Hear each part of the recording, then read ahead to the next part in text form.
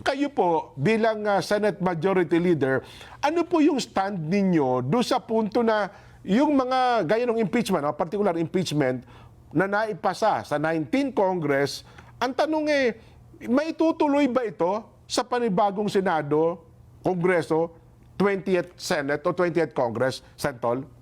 Hindi po. Hindi po ito maitutuloy. Paki-expound po, Sentol. Hindi po yan maitutuloy.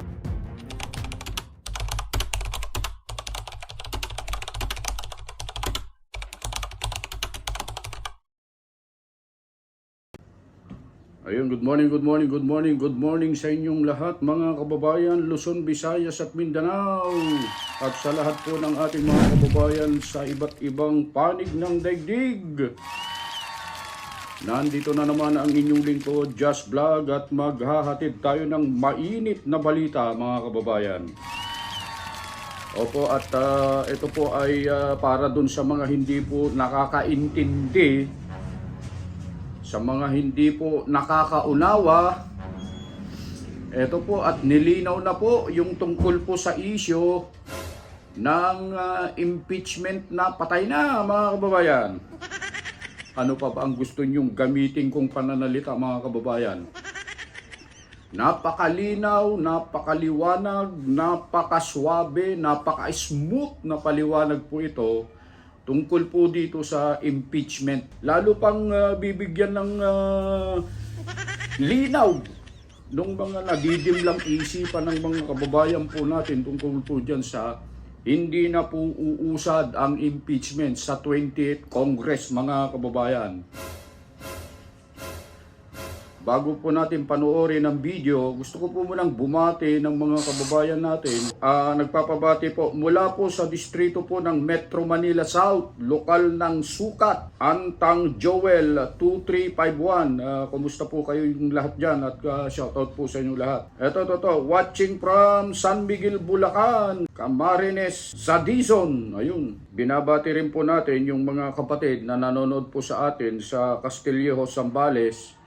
Ang pagbati po ay mula po kay ka Eustracio Bahe. Musta po kayo yung lahat dyan? Binabati rin po natin ang mga taga-lokal ng Balungay, distrito ng Naga City, Camarines Sur. Ang pagbati po ay mula po kay Genelito Belencio. Musta po kayo dyan sa distrito po ng Naga City, Camarines Sur. Yun po. So, tuloy-tuloy na po tayo mga kababayan at mga mahal po namin taga-subaybay. Yun po yung ipapapanood po namin sa inyo. Kinuha natin sa Net25 sa saganang mamamayan. At gusto ko pong i-acknowledge at pasalamatan ang Kuya Jen Subarjaga at Kuya Benny Antiporda. Gusto ko pong i-shout out po yung ating magigiting na host ng saganang mamamayan sa Net25. Hello po sa inyong lahat po dyan. Maraming salamat po. Pero bago natin papanood dyan mga kababayan, isang like, isang subscribe at pakishare na rin po yung ating video. Pakihit na rin po yung notification bell para updated po kayo sa mga videos na i-upload natin. Eto, panoorin natin yung video. Ay, meron tayong mahalagang makakapanayam na Kuya Benny, sapagkat kahapon pinag-usapan natin ito. Ang mainit na issue, may kinalaman po sa impeachment mula sa 19th Congress, itatawid ba Sa 20th Congress? Yeah, ang daming daming issue dyan. Marami ang debate nito. Kahapon pinapanood ko yung ang ganda, napaka-educational ng discussion. Senador Francis Tolentino at saka Senador Coco Pimentel. Coco Pimentel, Oho, yes. sa Senado po yan. Ngayon, makakausap natin ang Senador ng Bayan, Sentol, Senator Francis Tolentino. Sentol, napapanood po kayo sa Net25, napapakinggan po sa Radyo Agila, live din po sa aming mga social media account, Jen po at saka si Kuya Benny. Sentol, magandang hapon po. Masayang hapon po. Long time no hear, long time no see. Ayun, opo. Mukhang nakapag-relax na kayo, Sentol. Hindi naman po. Nagtatrabaho pa ho tayo. Tuloy pa rin. May session pa ho ngayon. Opo. Talagang tuloy-tuloy ang sipag ni Senator Tol. Ayan. Oo. Kahapon, Salamat po. Kahapon nga po, napapanood namin yung napakagandang debate po nito. Ako ipapatangutang mo ako eh. Yun yung sinasabing Oo. mainitang balitaktakan. Oo, at saka matututo tayo, no? Oo, Ha? yes, yes.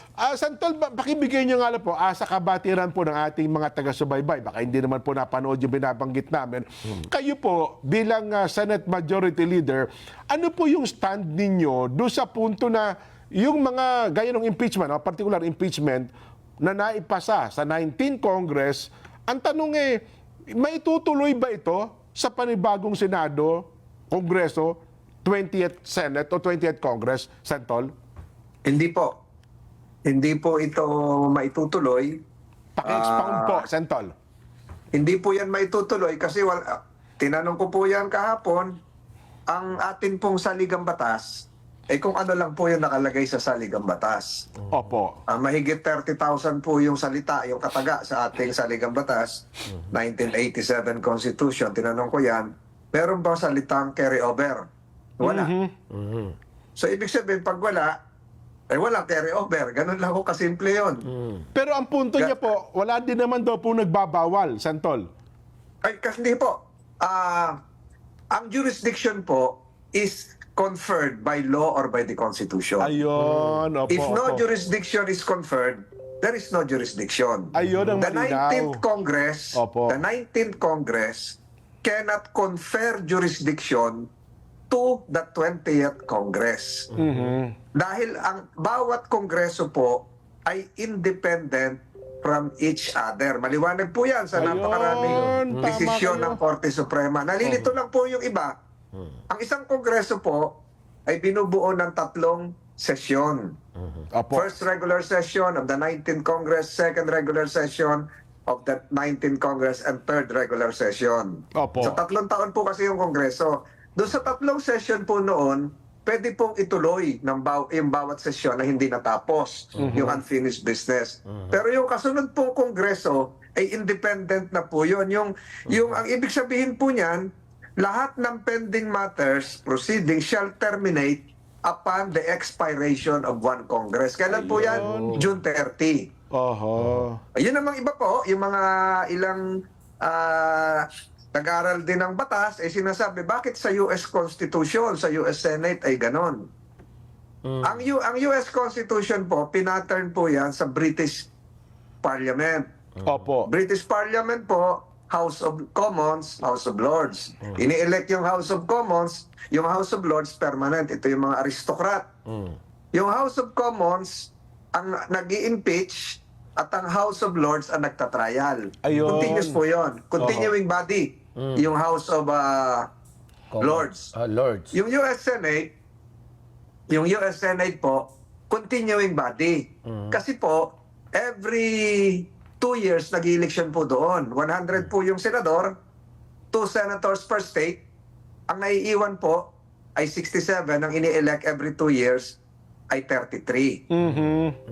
Yung 2/3 vote na kailangan nila to impeach, kagaya ng ginawa kay President Bill Clinton, yung tinuloy din kay yung isang judge, Judge Porteos, wala pa nagko-quote nito na academician sa Pilipinas, ay nakakatuloy ng susunod na kongreso so long as they will change the House managers or prosecutors.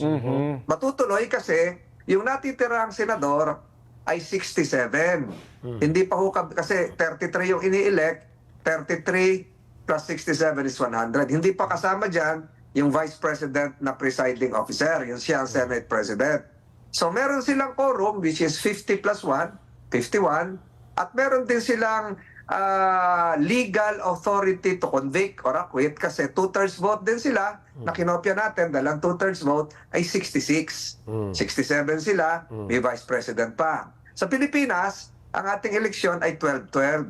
Opo. Yung 12 12-12. po ay hindi yung 12 po ay hindi makaka-constitute ng quorum kasi ang quorum namin ay 12 plus 1, 13, kulang na.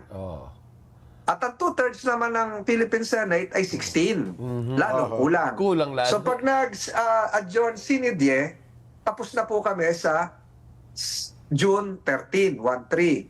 At ang pagtatapos ng Kongreso ay June 30, June 30. Opo. So ibig sabihin po niyan, sangayon din sa ating saligang batas, ito po yung wala naman sa US Constitution, yung convening ng next Congress, yung 20th Congress ngayon, ay 4th Monday of July. So may gap talaga na 12 na lang ang natitira. Meron pa ho ditong hindi napapag-usapang iba. Kagaya po ng pagra-ratify ng mga treaties, ng Senado po ang nagra-ratify niyan, Opo. hindi na kami makaka-ratify ng treaty kasi ang kailangan din ay 2/3. 2/3 ng bill. Two-thirds Opo. din sa mga treaties. Kaya, stop na talaga pagdating po ng June 30. Kaya sinasabi ko po, pagdating ng June 30, magkakaroon ng functional dismissal by operation of the Constitution. Kahit wala kaming i-declare, Aha. kahit walang motion, tapos na po yun. Kasama po yung Pag impeachment. sinabi pong tatawid sa 20th Congress, Opo. ano naman ang authority ng 20th Congress? Wala. Kasi po, stop na rin yung authority ng panel of prosecutors. Nag-terminate na nga yung kanila ring term. Kailangan i-reappoint po sila. At meron tayong isang provision na wala sa saligang batas ng Amerika, yung you cannot file a case against the same respondent within a period of 1 year. Wala po nun sa Constitution ng Amerika. At wala din yung salitang forthwith sa saligang batas ng Amerika. Mas kakaunti po ang salita, ang word sa American Constitution, at mas marami po tayong salita. Sa dalawang saligang batas, wala pong salitang, lalo sa atin, wala pong salitang carryover. So, Ayun. Sentol, dahil sa ngayon ang dami agam-agam at maraming nakabitin ng mga katanungan sa isipan ng ating mga manonood. No po, ano po ang aasahan ng ating mga kababayan pagkarating ng June 30? Pagdating po ng June 30 at hindi po ito tapos, dismiss na po yon. Ayun. oo. Dismiss na po yon. So wala na pong jurisdiction si 20th Congress kahit magsasalita sila doon, i-consider nila, wala silang jurisdiction. Aha. Hindi na nila kailangan i-accept yon dahil wala nga silang jurisdiction. So, So maghihintay na naman ng 1 taon para ma-refile kung kinakailangan yung case. Sa mga nagsasabi naman na kaya pa bang tapusin, siguro po kung talagang gagawin ng Senate President na sa June 11, presentment, pwedeng ituloy. Pero kinabukasan po ng June 11 ay holiday. June 12 naman June 12 yun, na, Independence Day. Opo. CDJ adjournment ang 13. Pero wala ang 19th Congress, ang buhay po niya ay hanggang June 30. Opo. Kung talagang papaspasan, araw at gabi, 24 oras, ay wala pong imposible doon kung gusto nilang ituloy. Pero yung akin pong teorya, at hindi po ito teorya, back up by jurisprudence po ito. Kasi siguro po, hindi sa pagyayabang, ang pagkakaiba ko po dito, pinag-aralan ko po yung US Constitution at ako po ay nag-bar exam din ng US Constitution. Aha, opo. Nag-bar exam po ako sa New York, kaya medyo kabisado ko po ito ng kaunti at nagtuturo din po ako ng constitutional law. Yung huli kong tinuruan nga ay dyan po sa New Era, New Era University. College of Law. Opo. So, ibig ko po sabihin, all pending matters shall terminate upon the expiration of one Congress. So pati po yung kapangyarihan ng prosecutors, pati yung kapangyarihan ng 19th Congress, tapos na pala yun. Tapos na po yon. Kaya kahit po yung Bill Clinton case, yung Trump case, nag-reappoint po sila ng bagong mga prosecutors. Subalit nag-carry over sila sa US Senate kasi nga doon sa mga pinaliwanag ko kanina. Dalawa lang po ang na-impeach pa sa US Senate, si President Andrew Jackson at si President Bill Clinton. Although na-filean din ang case si President Trump. Sa lahat-lahat po ay kasama yung mga judges sa US ay 19 pa lang ho lahat yan. Simula po nung 1789 US Constitution. May mga inibigay na halimbawa eh. Sa isang proper court anya, halimbawa, ikaw ay may kaso, ay nag-resign yung judge. O kaya naman halimbawa ay nawala yung judge. Nag-retire. Nag-retire yung judge. Opo. Mapapalitan lang anya yung judge, pero yung kaso mo Opo. nakadakit lang, nakaandun lang Tama daw po yan. Opo. Tama po yon kasi may jurisdiction na binigay ang batas para dun sa husgadong yon. Ayun. Ang jurisdiction na binigay ng saligang batas natin Opo. ay yung impeachment court para dun po sa kongresong yon. Yung kongreso ng 19th Congress ang nag-file Opo. at yung Senado ng 19th Congress ang impeachment court. Opo. So, wala pong karapatan ang 19th Congress na ipasa po ito sa 20th Congress. Ang nagbibigay po ng jurisdiction ay ang batas o ang saligang batas. Yun. Ano po ang magpiprevent sa 19th Congress na ipasa ito sa 21st Congress o sa 22nd Congress, kung ganun po ang logic ng kanilang pag-iisip. So, patay na po yan. It automatically dies. Kaya po yung term ko po kahapon, functional dismissal. Wala kaming gagawin, wala nang gagawin ng respondent, patay po yung kaso. So sa June 30 po, Sentol, wala tayong inaasahan na magkakaroon pa ng mainitang balitaktakan at magkakaroon ng botohan. Baka merong mga abogado de Campanilla na magsalita na ganyan. Tingnan niyo po. Pag kami ay nag-expire na sa June 30, kasama po ako at yung mga ilang kasama ko, wala naman po kailangan motion pa kaming i-file na kami ay magte-terminate na ng trabaho. Wala kaming kailangan na resolusyon na si Senator ganito ay nagpaalam na. Wala na. Automatic na po yun. There is a constitutional clock. There is a constitutional deadline. The Congress, congressional acts, pending business, automatically lapses and dies within the same Congress. Lahat po ng final ko na hindi natapos, yung talampas ng Pilipinas Oil Corporation, yung talampas ng Pilipinas Development Authority, yung ROTC bill na hindi matapos, yung Department of Water Resources Management, Department of Disaster Management, tapos na po yun. Pagpasok ng 20th Congress, it has to be refiled. Bagong back to Kongreso zero. na po yun. Opo.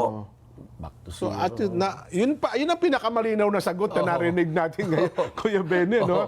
Wala pong pagkakaiba sa programa nyo. Opo. Pag natapos kayo ng alas 6, tapos na po yun. May programa ng bagong papasok. Oo. Opo. Hindi nyo pwede papera kung ipa-extend ng producer na kayo uli. Tapos na po yun. May bagong So programa. ang Bukas na uli constitution kayo. natin is the producer. So yun pala ang malinaw, ano? Hindi, balik ngayon, ang nakikita natin, June 11, yung pinaka critical na sitwasyon, yung sa June 11. Pero, Ganun po ba? Tama po kayo, sir. Pero may question din ako dyan.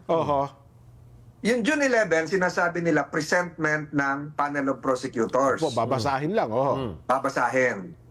Subalit, ang tanong ko dyan, yung panel of prosecutors can only enter the Senate plenary when the Senate has been converted into an impeachment court. Yeah. Technically, tama po, opo. Ganyan Hindi po mangyari. pwedeng pumunta rin yung mga congressman. Nagpipresent kami rito. Alam niyo po sa Senado, ang nakakapagsalita lang dyan kung imbitado kayong head of state. Opo. Kung kayo po ay distinguished personality na bibigyan ng parangal, kagaya po nung ginawa ko kay Heidelin Diaz na nakakuha ng gold medal, makakapasok kayo doon, nakakakat kayo sa rostrum. Yung dating UN Secretary General, yung Prime Minister ng Vietnam, pwede magsalita. Tapos, ang congressman, makapunta lang sa Senate premises, sa plenary, kung meron bicameral conference committee na doon gaganapin. Opo. Kung meron joint session, magkakasama kami. Pero kung magsasalita ka as congressman, kailangan bisita ka. So, ngayon, para ka makapag-present ng articles of impeachment, kailangan Magkukunbing hindi Senado kayo. yung kaharap mo as plenary. Kailangan kaharap mo yung Senado as an impeachment court. Yun, magkukunbing kayo as impeachment court. Nakatoga. Yes, so para husgado po yun, darating na yung mga piskal, Opo. yung prosecutors. Naibigay na sa amin yung, incidentally, hawak ko na yung gown, yung robe, meron na ako, nabigyan na. Hindi ko naman nasusukat, baka hindi pa nalalaban yun.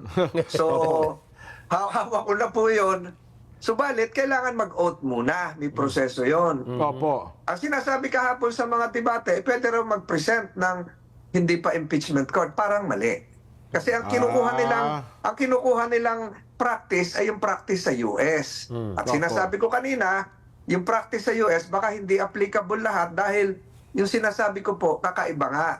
Na sila ay may natitirang 67. Opo. Tayo ang natitira ay 12 na lang. Subalit, yung ginaya po natin yung US Constitution no 1935 Constitution, yung kaano-unahan nating saligang batas, huwag na natin banggitin yung Malolos Convention, yung ano-ano. Nung ginaya po natin yan, ang eleksyon po ng senador noon, kasabay ng congressman, ay 8-8-8. Aha. 8-8-8, 24 din. Bawat eleksyon, 8 i-elect. Kaya may naiiwang senador noong 1935 na 16. 16, walo-walo. Na merong quorum dahil 13 ang quorum at sufficient to convict or acquit. Aha. Na bago po yan ang mga susunod na saligang batas. Yung po yun. Kaya yung mga jurisprudence na sinasabing continuing ay base po yun doon. Halimbawa yung Arnold case, Arnaldo versus Arnold, ay base po doon sa 1935 Constitution na ang eleksyon natin ay 8-8-8. Eh ngayon, ang eleksyon natin, 12-12 every 3 years. Aha. 12 senador. Kaya, Dati po, 8-8 lang. Tigbo-walo. Aha. So doon sa punto na ang sabi nila, ang Senado ay continuing body. Tama, continuing body, pero wala kayong, hindi Continuing majority. body po yun, pwede pong magpasweldo, pwede pong maintain yung administrative functions, pero hindi po continuing business.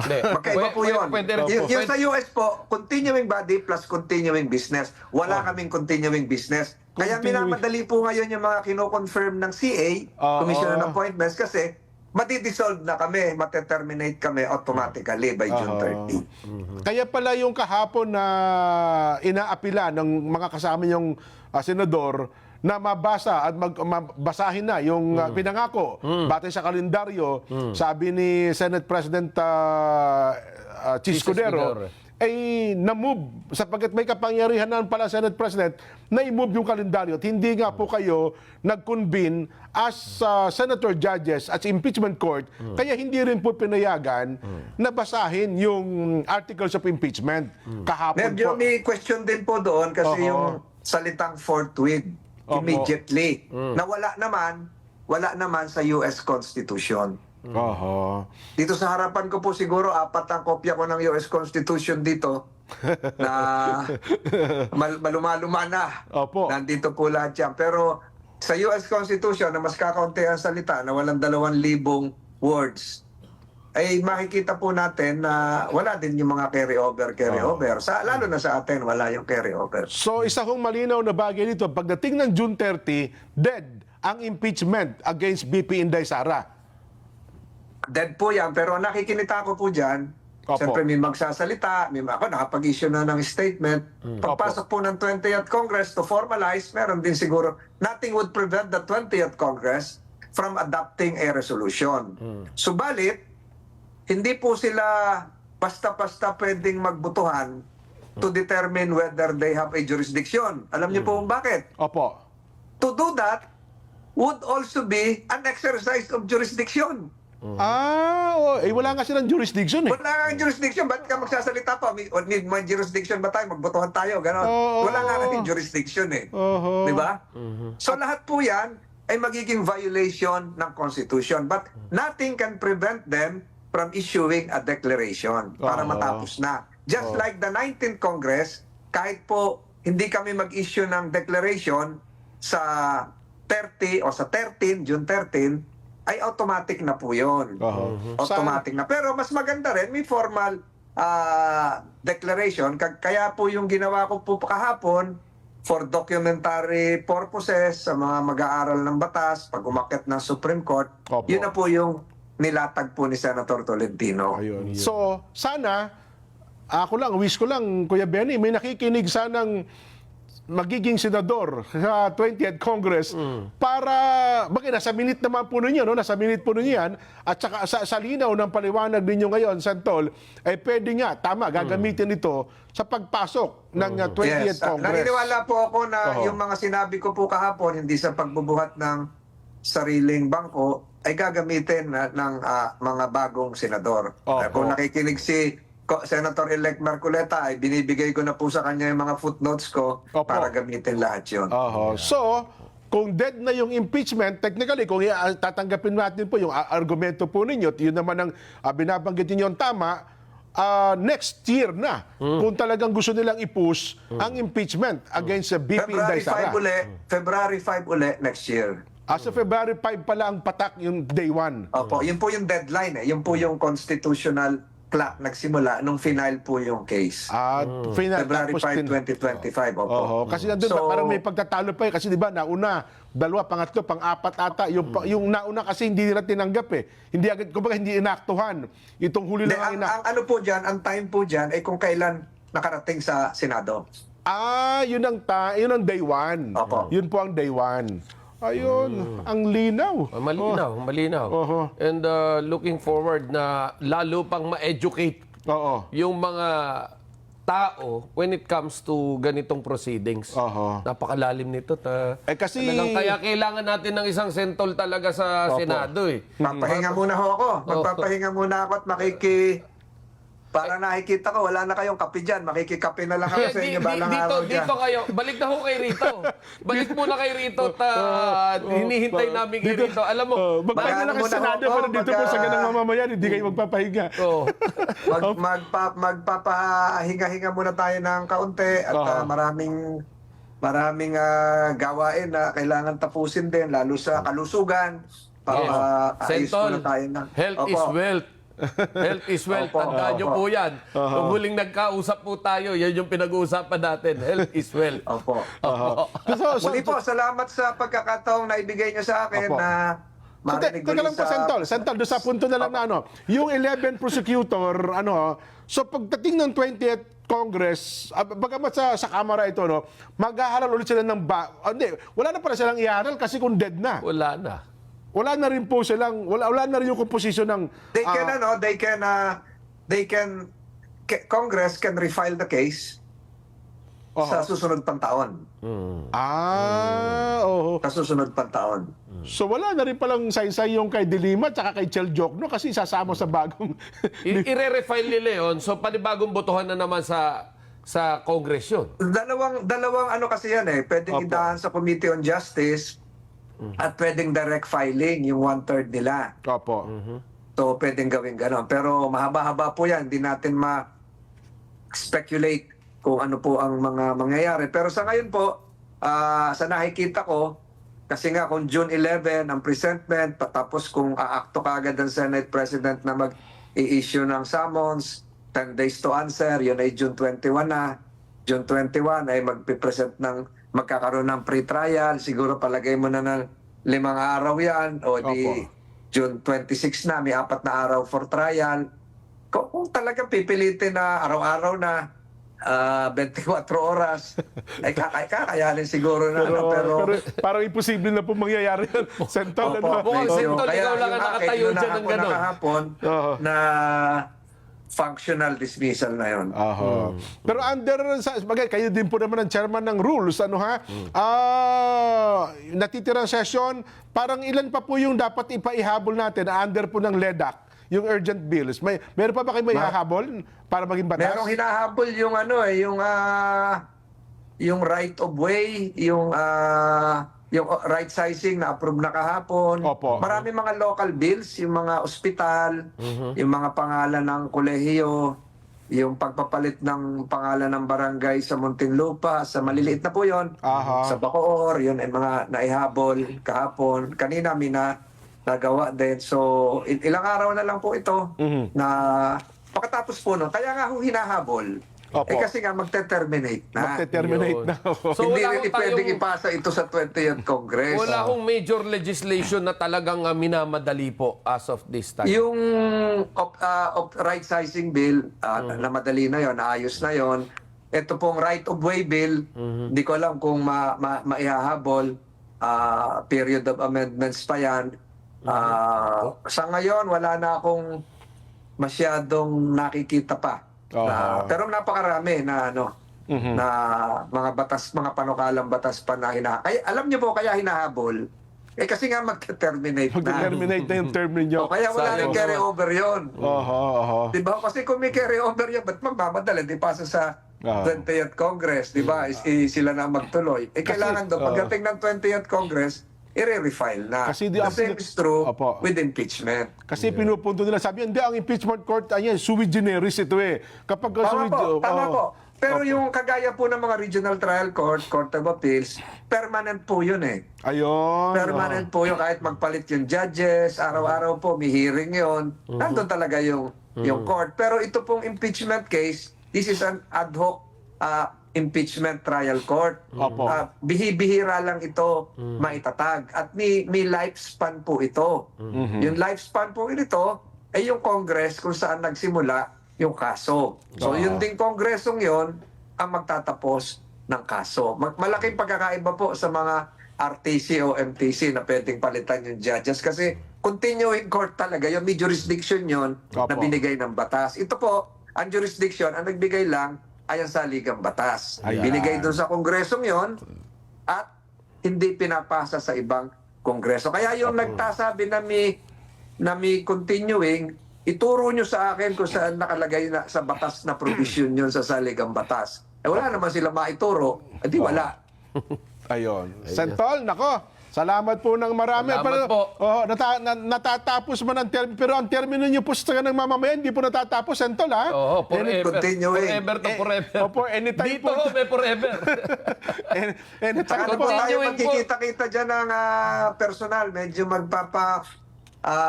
lakas-lakas muna tayo ng pangangatawan at Opo. maraming mga pansariling mga gawain po muna. Subalit, nagpapasalamat po ako sa pagkakataong binigay nyo ngayon at sa mga Opo. pagkakataong binigay nyo ng mga nakaraang buwan, taon, baka Opo. isang dekada na tayo dyan. Ay, opo, Mahigit. higit pa. Opo. So lahat po ng mga karanasan natin at ating ugnayan ay panghabang buhay ko pong tinatanaw na utang na loob. Opo. Sen, Maraming salamat po. Salamat po. Yung continuing jurisdiction nyo po rito, huwag nyo kalilimutan. Ayan. Senator Francis Tolentino, ang linaw ng paliwanag niya. Ang linaw, malinaw. Ayan, Yeah, oo. Ayun.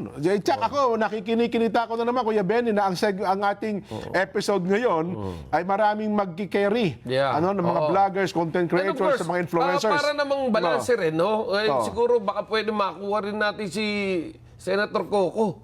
Hindi, Matanong pero ang din linaw na natin. nito eh. Oo. Ang linaw na. Matanong din sana natin para ano yung sinasabi niya. Alam mo rito kasi, minsan, Oo. dahil nga naman yung batas, yung isang salita lang, napakaraming malaki ibig sabihin interpretasyon. nun. Opo, oo. Pero ito malinaw eh. Oho. Malinaw naman na sinasabi talaga, nasaan yan? Oho. Nasaan yung sinasabing carry over? Wala nga. Diba? So since wala yun, well, we can consider it. But ano yun ang nagsasabi naman Oo. na pwede mo i-carry over? Di ipapaliwanag naman nila yun. Hindi, ang naging punto na niya kahapon wala din daw kasi nagsasabi na walang carry over, so parang tahimik. Pero ang ganda ng punto ni Sentol, sabi niya, wala nga ganun, pero wala namang jurisprudence Oo. Di ba? Hindi, sabihin na nga natin na yun na nga, no? Na sinasabi nila na pwede. Oho. Okay? Pwede. Saan nakalagay? Yan. Wala sa konstitusyon. Aha. Ang pinakamataas na batayan natin Aha. para sa isang aksyon dito sa ating pamahalaan, ang konstitusyon. Yan. Wala nang masihigit pa riyan. Sa Kundi ligang ang batas utos natin. na lang ng Diyos. Yan. Di ba? Yun na lang yun. Di ba? Ang Yun tinig na ng lang yun. taong bayan. Ang tinig ng taong bayan, di ba? Box Populi, Box Day. Box Papilay, Box Day. Yan Opo. yun. So, with that, I think hindi natin kailangan pag-awayan to. Yan, ano po. Hindi natin kailangan pagtalunan. Tanggapin na nila yung totoo. Doon sa mga gustong mag-file Oho. ng impeachment, maghanda na kayo para February. sa February next year. Oho. No? Pero kung ibang tao ang papailan, wala tayong magagawa. Kung ibang tao gagawin, ang kapailan, wala tayong magagawa. Kung sino, wala kayong pakialam doon kung sino Oo. man.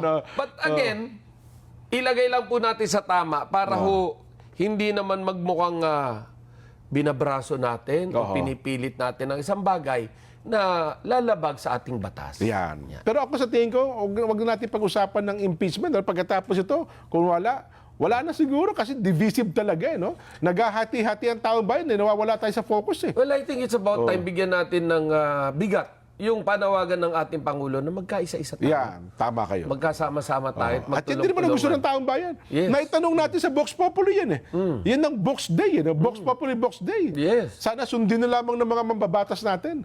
The voice of the people is the voice of God. Yan. Yan yun. Yun po ang ibig sabihin ng Vox Populi, Vox Day. Yan, opo. Yan. Ay, yung mga gagamit na content creators ang ating, i-acknowledge nyo naman kami ni Kuya Benny. Oo. Ay, para ko na nakikinig-kinita, maraming Oo. mag-take na naman ng ating segment kasi napakalinaw po naging paliwanag ni Senador Francis Tolentino at back up ng research. Yes. At sa pala kung ang pagbabatayan natin ay US at saka ng Well, kanina, kung pinag-aralan nakikita talaga nyo, niya. ipinapaliwanag niya yung Philippine Constitution. Oho. Now, baka sabihin na naman ng iba, tanggalin na naman sa konteksto yung sinabi ni Senator Tolentino. Kaya niya binabase yung US Congress dahil doon nais isunod nitong ilang mga mambabatas o ilang mga senador yung gagawing impeachment. Yan. Doon ibabase yung bang step by step na ba't sa Yes. Amerika ganito, ba't sa Amerika ganon, di ba? Iba pala ang composition Well, na sinabi sinasabi niya nga, pwede yun, pero iba composition doon eh. Doon meron 2/3. Di ba? May laging naiiwan na Yes. 2/3. Doon laging may naiiwan na majority. Eh dito sa atin hindi. 12 lang eh. 12 lang, Kulang. tapos na, kulang na. So hindi maaring 50-50 yun eh, no? hindi maaring maging continuing body. Yan. Ayan mga kababayan at mga mahal po naming taga-subaybay, yun po yung video na napanood po natin. Tiniyak na po yung tanong po ni Kuya Jen Subordiaga sa Saganang Mamamayan. Ang tanong po ay ganito, kay Senador Tolentino, maitutuloy pa po ba ang impeachment sa 28th Congress? Direktahan po na sinagot, hindi po. Ibig sabihin, wala na po talagang pag-asa. Patay na po. Hindi na po uusad po yung impeachment na yan, mga kababayan. So, yun lamang po yung aming mai-share po sa inyo. Umaasa kami na malinaw naman na po eh. Malinaw na po. Hindi na po kailangan ipaliwanag pa yung lahat po ng napag-usapan sa Saganang Mamamayan sa pamamagitan po ni Senator Tolentino sapagkat napakaliwanag na po yung pagpapaliwanag. Sana yung mga hindi po nakakaintindi dati sa mga bagay-bagay tungkol po dito sa impeachment, sana po naging malinaw na po sa inyo sa pagkakataong ito. Muli po, ang inyong lingkod, Just Vlog, ay bumabati po sa inyo mga kababayan at mga mahal po naming taga-subaybay, Luzon, Visayas at Mindanao, sa lahat po ng ating mga taga-subaybay dyan sa abroad, mga OFW na patuloy po na nagtitiyaga po at patuloy po na nanonood po sa ating programa. Isang magandang araw po sa inyong lahat.